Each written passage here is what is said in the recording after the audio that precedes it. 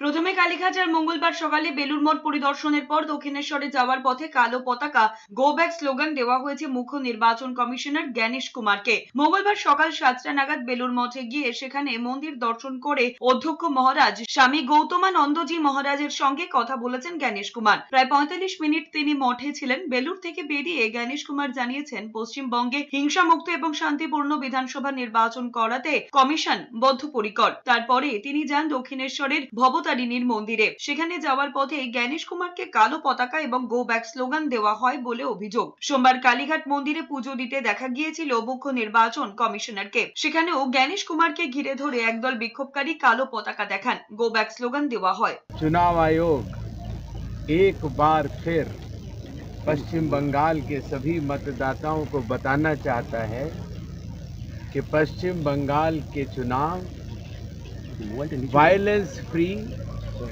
और intimidation free, न किसी दबाव के और न किसी हिंसा के सफलतापूर्वक संपन्न होने के लिए चुनाव आयोग कटिबद्ध है।